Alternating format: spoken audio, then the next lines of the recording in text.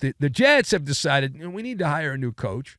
We need to hire a new general manager. So why don't we go back in the hot tub time machine to a guy that already worked for us that we thought was incompetent, and we got rid of him, and then we'll bring that guy back, and that'll work out very well. So the Jets have said, that's a great idea. Let's do it. And so they are hiring a company founded by former GM Mike Tanenbaum to help the organization try to figure out who they should hire next, who the candidates are, who to interview, all that stuff. Because they're obviously not smart enough to figure it out on their own. Otherwise, they wouldn't need outside counsel to help them. Jets are beginning the process to replace Robert Saleh as coach and Joe Douglas as GM. Both of them have been given the guillotine here during the season. Now, Jets owner Woody Johnson, you got Woody in charge. Woody's going to oversee the search, but they're going to use Mike Tannenbaum's business to assist and figure out where they need to go, which direction. You turn right, left, all around. Where do you go? So let us discuss. People reacting to this. It's gotten a lot of attraction. People very puzzled by this move. So the question, the Jets using former GM Mike Tannenbaum's business to help find the next GM and the next coach. Can you explain why? All right, so I've got Cleo, politicking, and window shopping. And we will combine all of these things together, and we will have a doorbuster deal for you. So to kick off the hour 4 Maller monologue, Woody Johnson and the Jets, like every other big conglomerate, pointing out that they're so big, they have no idea what they're doing. You get to a certain point, you have no concept of it. You lose touch with reality. And so you bring in an army of consultants, and you basically need help to wipe your own tuchus. It's that bad with the Jets. And I see this all the time. Listen, I work for big companies. I've worked for big media companies over the years, and so I see how it works. And rather than just have a couple people, let's bring in a blue ribbon panel to make these decisions. And you end up flushing money down the drain is what you often end up doing here, my opinion. And this, though, it's not just bringing in some kind of headhunting firm. This is extra chutzpah is what this is, right? I mean, let me pay a failed bureaucrat who will now find a new member of the bureaucracy. It's kind of like in politics. It's very similar. In politics, people always say, well, how do you get rich in politics? You leave Congress, or you leave your senator, and you get out of office, and then you become a consultant, and you're part of the machine, and that's where you make your money. Well, in sports, you make a lot of money as a coach or a GM, but if you play your cards right, like Mike Tanenbaum has, you open a consulting operation, and then you can make even more money because there are 32 teams that fire coaches every so often. Well, actually 31. The Steelers don't, but the other teams do, and you get some of that consulting money. You have all the answers, right? That's the ticket. How do you like them apples? Man, all right, so bring back Mike Tannenbaum, who was considered a liability, dead wood. That's why you got rid of him. And this is evidence that the circle is flat. The circle is flat. It's a flat circle. That's the evidence, right? That everything we have done or will do, we will do over and over and over again forever. Seriously. Now, keep in mind, if you always do what you always did, you're always doing what you always did and will always do, and you will always get what you always got, said the guy in the magic radio box. But this is the old hire a friend mindset, which is very popular in every business, not just sports, but it's so obvious for those of us that pay attention to the sporting world.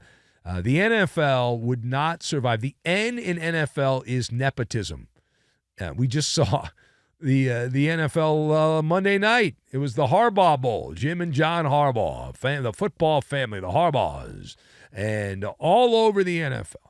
You go, Sean McVay's dad was the GM of the 49ers, right? You can go down the list. Kyle Shanahan, Mike Shanahan's kid, all over the NFL. Nepotism.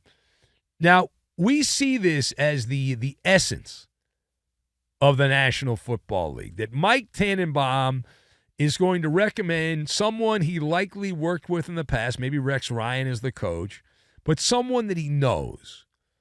It's the hire a friend, and therefore the story will continue to repeat. And Woody Johnson, who was fortunate enough to get in the right family that happened to come up with the Johnson & Johnson products and all that. So Woody Johnson should just turn to the ghost of Miss Cleo. And I don't think the psychic hotline's around anymore, but get some psychic advice. And they have just as good a chance of being right if you go to the psychic as hiring Mike Tanenbaum to run your team. Now, forget a psychic. We always turn to the Magic 8 Ball. And we said, Magic 8 Ball, if they should the Jets bring Mike Tanenbaum back, should they do this? And we asked the Magic 8 Ball, should they bring Mike Tanenbaum back? The reply was, and the Magic 8 Ball is never wrong. The reply was, outlook, not good. Outlook, not good. Now, furthermore, reports say that Robert Kraft, we have a follow-up to a story we talked about in a previous episode. So Robert Kraft, the Hall of Fame candidacy, which failed yet again. It's been over a decade where he has failed. Now, the latest reporting is the reason he's not in is because of Spygate and Deflategate and Toiletgate and Kitchengate and every other kind of gate. So, I ask you, how does that hit you? That the real reason Robert Kraft is not in the Hall of Fame is because of Spygate and Deflategate. So I have my answer, and I jotted this down. My answer is misdirection gate. That is a misdirection is my answer. It's deeper than that. It's backroom politicking is really what's going on here. And this has become personal is what it has, because the Contributor Committee, which is the only way Robert Kraft is going to get in the Hall of Fame, this Fugazi Contributor Committee, they are the ones that will determine whether or not he gets in. And as much as he's tried, he has been unable to buy them off. He cannot buy enough of the voters' votes to get into the Hall of Fame. And so he's got to get a bigger checkbook. He's got to, right? Everyone's got a price. Everyone's got a price. Now, the story about Deflategate and all the other gates, the scandals that the Patriots were involved in, the way I look at it, it's more of an annoyance. Like every NFL team, there used to be a website, it's no longer around, but it listed every team in the NFL, and every single team was involved in whether it's PEDs or salary cap violations or one thing or another. Every team was guilty of something. So if by that standard, you wouldn't put anyone in the Hall of Fame. But Robert Kraft's a different cat. Like he's such a diva. I cannot watch a Patriot game without TV showing Robert Kraft. Why? Right? Like at your job, I don't know what you do for a living. Do you keep an eye on your boss while you're working? Because I don't. I mean, my boss is sleeping while I'm here, but it just seems ridiculous. It's absolutely ridiculous. Now, meanwhile, I mentioned the bigger checkbook for Robert Kraft, and everyone's got a price, but Kraft has annoyed people by the amount of attention he's gotten on network TV for no reason. And you can tell when Robert Kraft is sent, in my head, he's sending a basket of chocolates to the broadcasters, and they are essentially giving him a mani and a pedi on the broadcast, which is amusing because the last few years, the Patriots have been a dumping ground. They've been a porta potty, the Patriots, but still Robert Kraft gets celebrated by everyone. And the other problem here is a race against time. Robert Kraft is 83. So, listen, he's already past the normal lifespan of a male in the United States. But he's rich, and when you're rich, you live longer, and good for him. But you're definitely in the hurry-up offense at this particular chapter of your life. Now, the last thing, we go now to Nashville, Tennessee, where the football team is bad and the music is good.